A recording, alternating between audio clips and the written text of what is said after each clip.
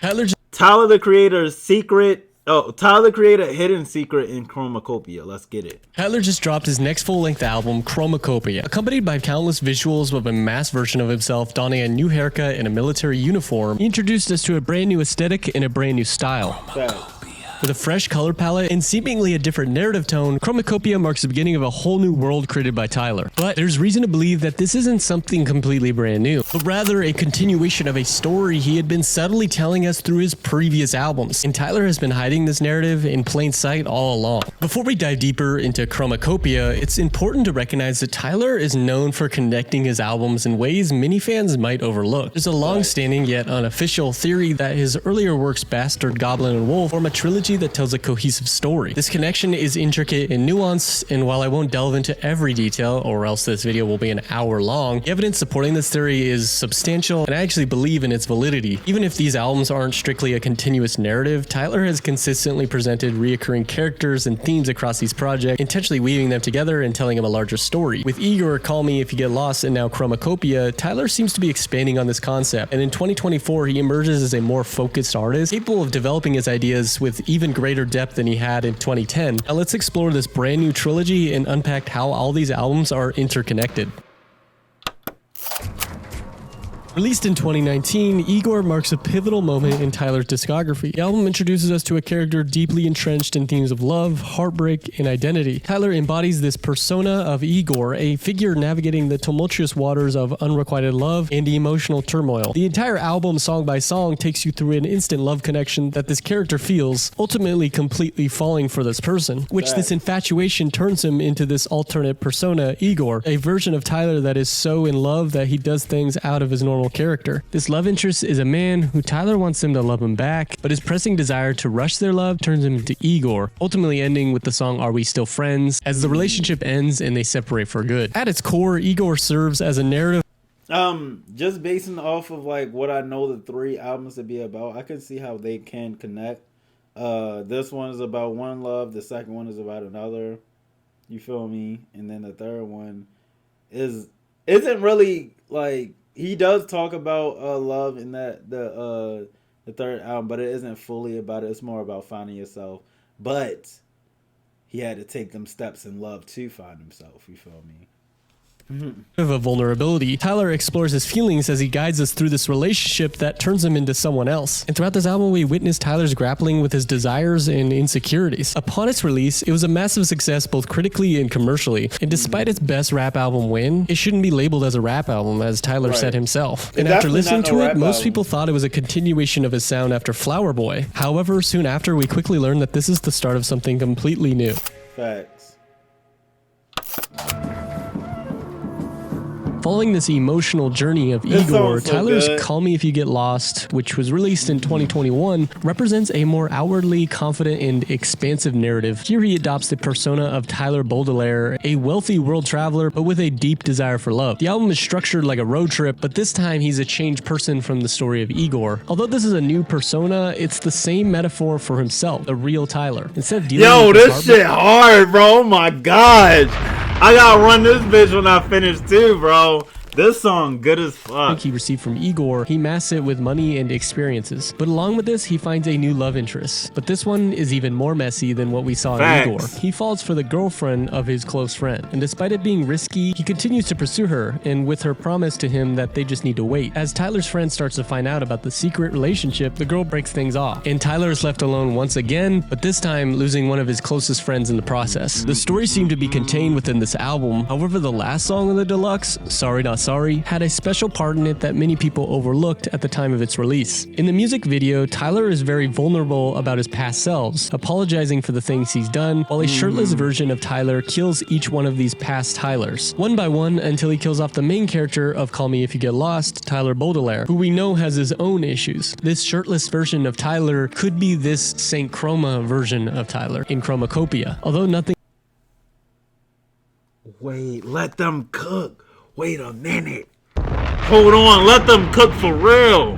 Had been announced yet at the time, there's a subtle hint at the beginning. This person is wearing the same uniform seen in Chromakopia, which— Oh, Tyler, you a fucking genius. Wait a minute, my nigga, what? which we wouldn't even know about until a year later. And like we see in the promotions for Chromakopia, St. Chroma is a psychotic killer version of Tyler, and I believe doing this is Tyler's way of telling us that the story of this next album, Chromakopia, is a continuation of this arc of Igor, Call Me If You Get Lost, and now Chromakopia. Damn.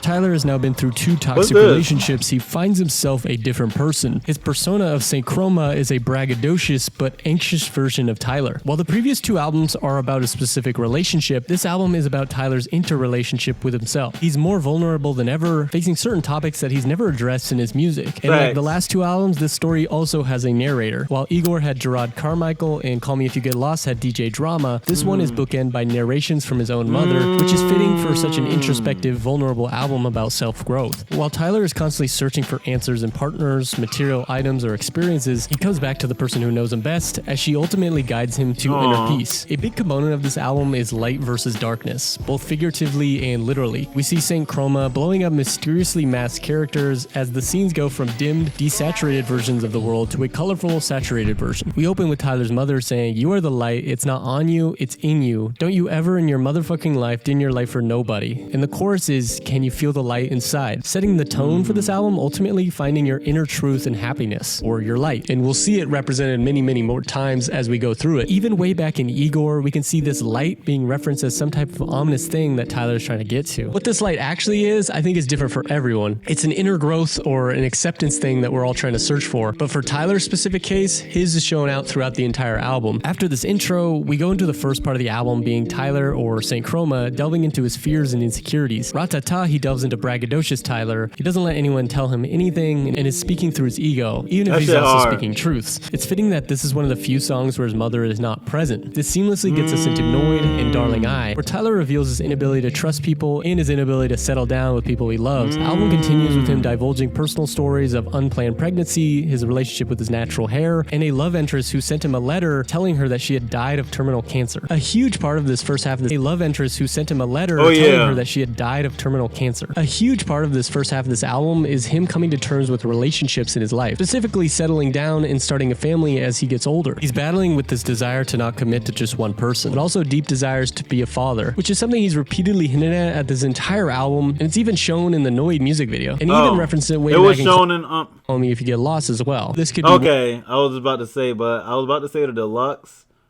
What song is that? Fuck. That song is so good too. Heaven to me.